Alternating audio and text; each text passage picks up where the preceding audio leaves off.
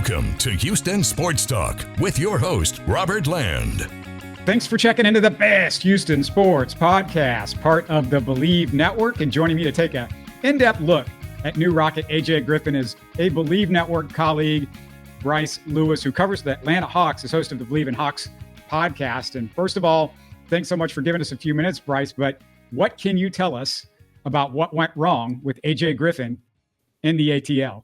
I mean, I think what happened with AJ is obviously the rookie year was the year that everybody had a lot of hope. You know, he played well, hit game winners. He showed a game that showed, oh, this guy could maybe be a starter, maybe a high-level player in this league.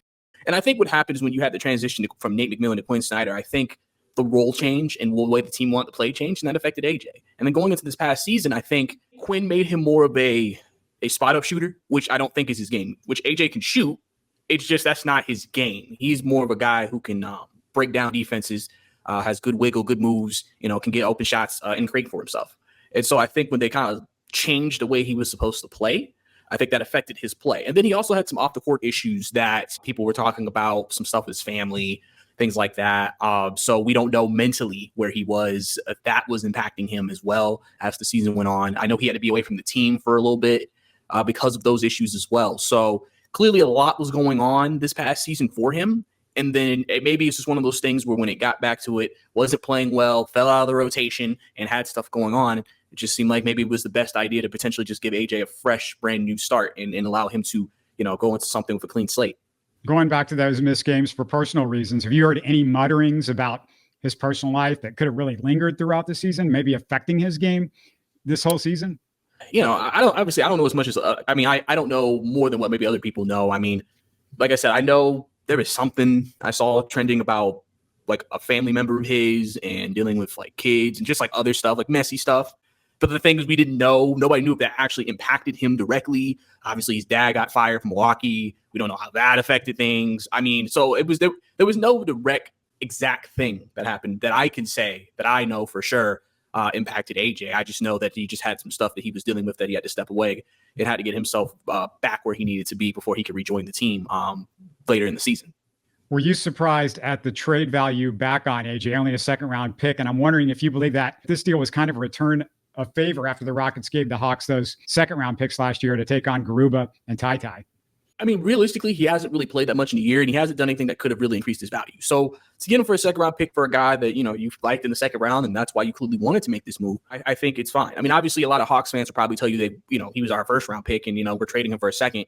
And, again, we hang on to what you've seen, what you think he can be, and think that's all we could really get for AJ. But overall, I think, that's pretty much probably what you could get for AJ, unless you were going to package him along with maybe another player for a bigger deal. Clearly, that's not something they were targeting here.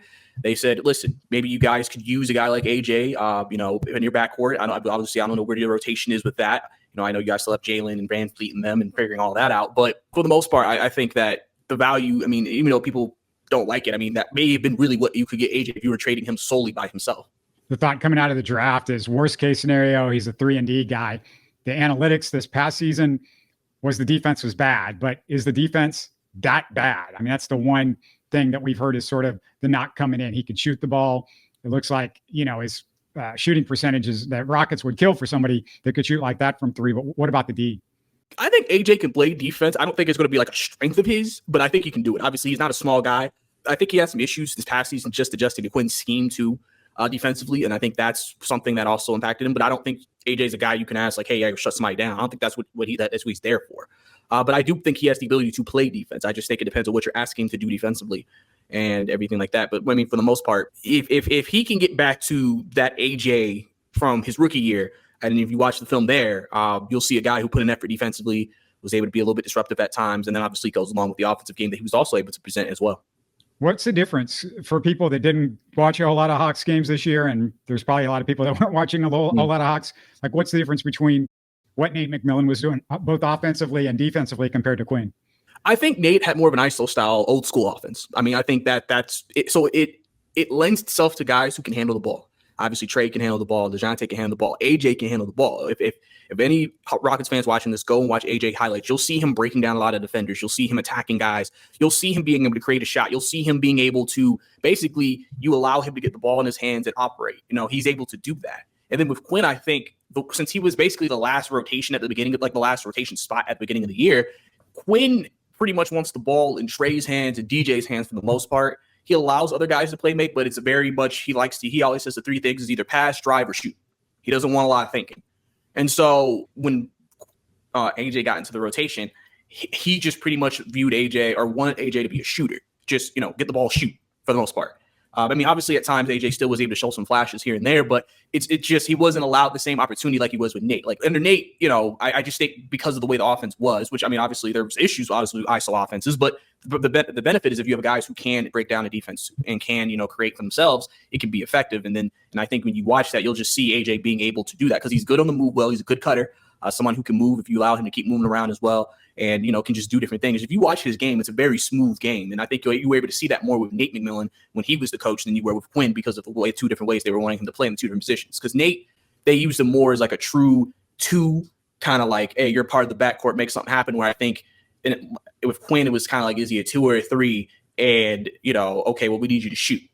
What kind of personality and work ethic does AJ Griffin have? What have you learned about him just off the court so far in his time there? As far as I know, AJ's a hard worker. He's somebody who works. He loves the game of basketball.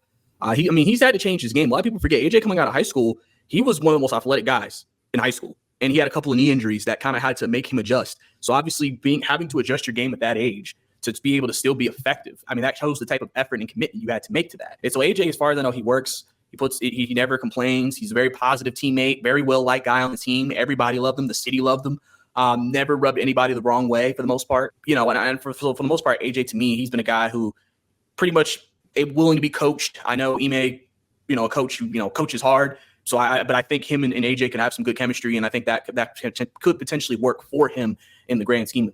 Were you disappointed that they've traded him so early in his career? He's still super young. I think, what is he, like 20 now, 21, something like that? Yeah. I was sad. Because it's one of those things where I really wanted him to be successful. I really didn't. I want to be successful in Atlanta, but I also understood with the DJ trade, it changed things.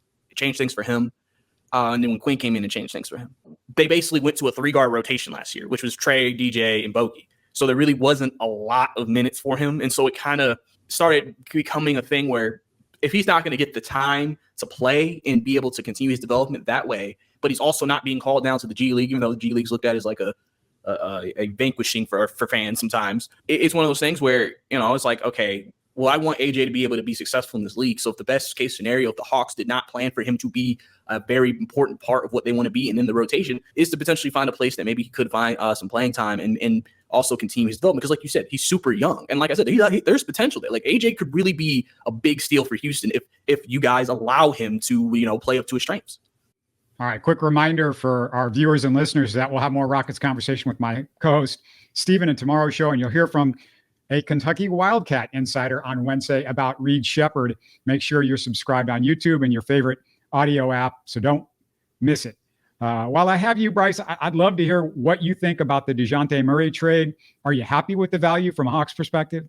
I am, because I'm able to view it from a different perspective than some people may when they just look at the trade as a whole. One of the biggest issues the Hawks had last year, in the last 2 years, is they have been god-awful at point of attack. And that's just because you can't have Trae and Dejounte being your point of attack guys, especially with DJ playing the 2 in that position.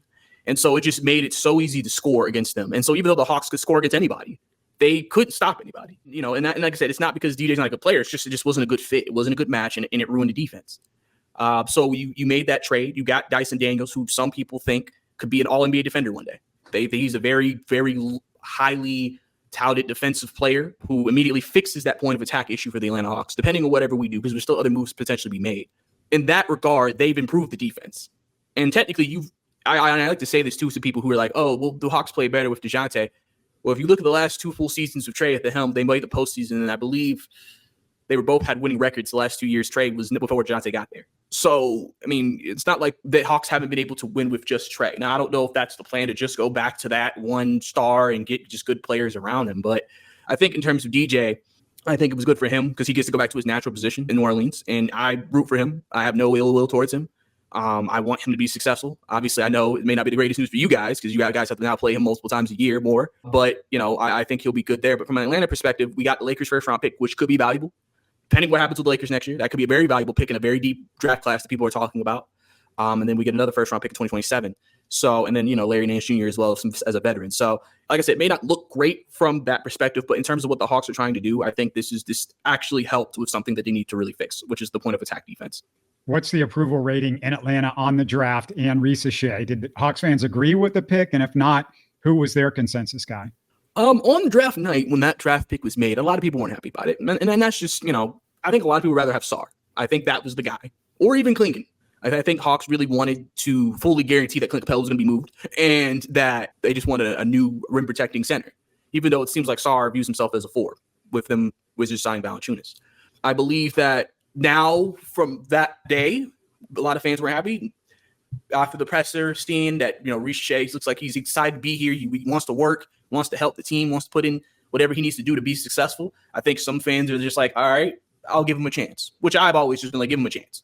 I'm not going to lie. I wasn't that excited about it either. But at the end of the day, if he ends up working out, it ends up working out. And this draft class wasn't a certified number 1. There was a very high chance, depending whoever we drafted, people were not going to be happy.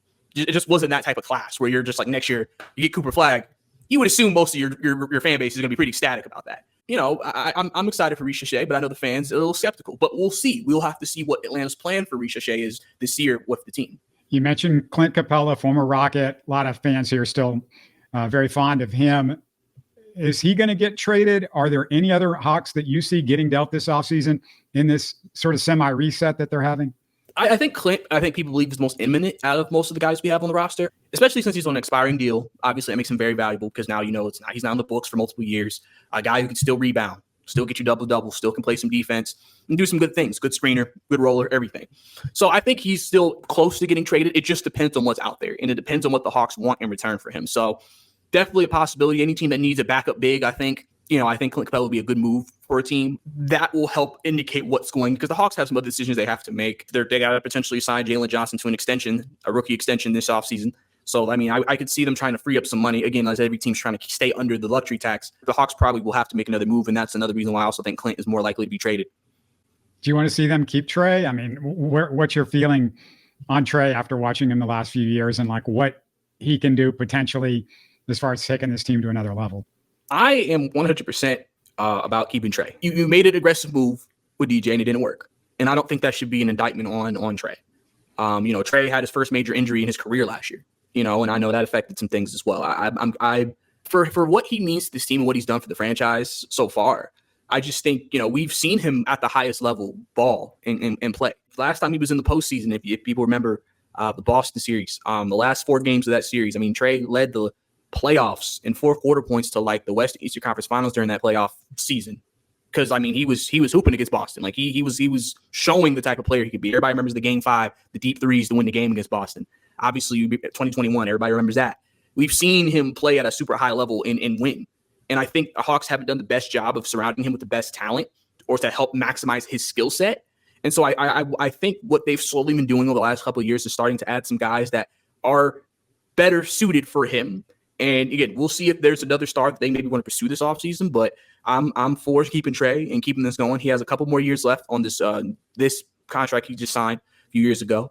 And then maybe you'll revisit it at that point. Because obviously when you get to that third contract, that's when, players start to really be like, all right, do I really want to be here? Or, do I look to move somewhere else? So as far as I'm aware, I want Trae to stay. I don't think he'll be traded. I think the options like LA and San Antonio, where he was connected to, doesn't seem likely now. Could there be, Pelicans name out of the picture. So I feel like they're committed to building around Trae and then seeing how the season goes and seeing how the progression goes. And then, you just kind of reevaluate year to year. Yeah, it seems like with some of the moves that they've made, Risacher, Daniels, they're trying to add real length in 2 through 4 to kind of cover his insufficiencies on defense. Yeah, definitely. I think one thing Trae doesn't get talked about is last year, he actually put a lot more effort into defense. I think he's committed to what Quinn wants to do. Obviously, with his height and size, he's not going to be able to lock anybody up. We know that. But, be effective, get steals, opportunistic turnovers, things of that nature. Sometimes just, best thing you can do as long as you try on defense, connect, be on good on help defense, recover, rotate. That's all you can really ask for out of him. If he does that well, you feel like you can put enough defenders around him where they'll still allow the defense to still be good. If you think about, Dallas, technically Kyrie and Luka aren't the best defenders in the world, but they still had a really good defense in the postseason. So, it's just really about effort.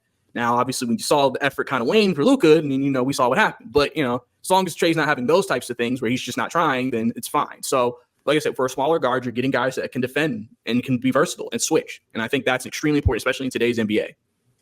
I got to show you something real quick. I think you're going to get a kick out of Brice. When Trae was 17, he was on the USA Junior Select team, and they had practice in Houston at my high school alma mater's gym. Here is a quick clip from my interview where he talks about his relationship with Buddy Hield, who was playing at OU at the time in Trae's hometown of Norman. That's definitely motivated me. I mean, he's been like an older brother to me. I mean, it's definitely been a good mentor for me. Being able to look up to him and see his work ethic and see where he's come from as a freshman and moving here from the Bahamas and Kansas City. I mean, it's definitely been a blessing to me for me to be around that. But I'm happy for him. I'm very happy for his family as well. I know where he comes from, and I'm happy for his success and all that. And I'm very supportive of him. Little baby face Trae Young there for you. Man, it's funny because I'm like, man, still got the same haircut, everything, man. That ain't changed. The only difference is now he's rocking a beard. Hey, listen, it's funny you break up the USA things because that could be a whole different discussion about how he hasn't been on the USA team. But that's cool, man. That's cool. That he was out there, man. Definitely. Yeah, that was Michael Porter was out there as well. I was on the same team, and it's my first chance I ever saw those guys. Obviously, Porter and Trae Young, and talk to them and stuff. So yeah, it was crazy. I mean, the fact that they were in town, but not just in town, but they were playing at my old high school. And I actually taught at the high school for a couple of years too. So I wanted to ask you before you go, what's the latest on Bleav in Hawks, and tell us everything that you got going on, because I know you do way more than the podcast. Yeah. So yeah, I do Bleav in Hawks, cover the team, obviously try to stay up with them. Got a probably episode come out tomorrow or tonight, just breaking more down with the Dejounte trade. I try to bring different guests on. I've been doing where any team that we've maybe been connected to in a trade, I try to bring on, and obviously just breaking down any big storylines from the team. So definitely been putting in work there. Obviously, I also do Falcons content, so that's about to rev up for me as well. Once training camp gets in for them, planning to get credentialed to that, and also for the Hawks this season. And then, and I guess my day job is a news producer, so I also do that. So yeah, I'd say I'm pretty busy around the clock, I feel like, dealing with all different types of things. But definitely Bleav in Hawks is my baby. And, if anybody wants to check it out, definitely do that. Appreciate any love, anything of that nature, man. Just love of the game, too. I love basketball. So I try to keep up with everybody if I can, and just, be connected. I should have brought it up earlier, but, I haven't asked you. How do you feel about the Rockets and what they're doing and the direction that they're going in and some of these young guys? It's funny. Last year, I remember when they made those signings and they got email, I was like, oh man, Houston, watch out for Houston. Like they might be sneaky good. Now, obviously, the Western Conference is really tough, but like Rockets could be good. And I think they're going in the right direction. I think it's just for you guys, just figuring out what you guys want to be. Obviously, I know you guys had some injuries last year that kind of hurt you guys. You almost were able to sneak into the play in at the end of last year, kind of, going on that run before the end of the season. But I think, Houston's going in a good direction. It's just finding the right pieces and then also figuring out, okay, who's going to be your best player?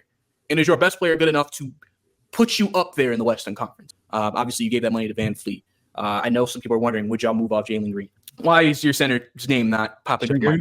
Shingun, yes. I know some people think that maybe would Houston move off of him potentially. I think, those are big questions that you guys have to answer moving forward, because, that could be the difference between you guys making the postseason this year, or maybe missing it again. Obviously, I know Ime's trying to really get you guys disciplined, obviously from what you had before, and trying to get you guys on the right track. But I think in the Western Conference, where it's really tough, you just got to make sure that you know who you are, you know your identity, and that you're able to execute that against the best teams. Obviously, Dallas is getting better. We don't know what the LA is going to do. Denver is obviously they're going to be a good team. Minnesota is a team on the rise. So Houston has a lot of competition over there. And so they got to be able to make some moves and really fix their deficiencies to be able to, like I said, make that step up. Dylan Brooks, man, like, even though he's very, I remember him and Trae barking early when we played you guys earlier in the season, but him, setting the tone defensively. All of those things I think are really important for you guys moving forward. If you guys want to, like I said, take that next step, which I'm sure you guys are looking at for the next season to feel like, okay, we're moving forward as a franchise and trying to get somewhere. I'll leave everybody with a little fast fact on the new Rocket, AJ Griffin. And if you haven't heard it already, the craziest thing is that Jeff Green played with his dad, Adrian, to start his career, and now he's going to be playing with his son. So that's kind of a really cool story there. And I just want to remind everybody too, you can find Brice at Bricey_2K on X. So if you're watching this visually, you see it, but audio wise, it's BRICEY_2K. Can't thank you enough for the insight into AJ. Great stuff, Brice. Yes, sir. I appreciate you having me on. Like I said, Houston fans, I think you guys will love AJ. Treat him right. Great guy. I think he'll be a great player for you guys. You're listening to Houston Sports Talk.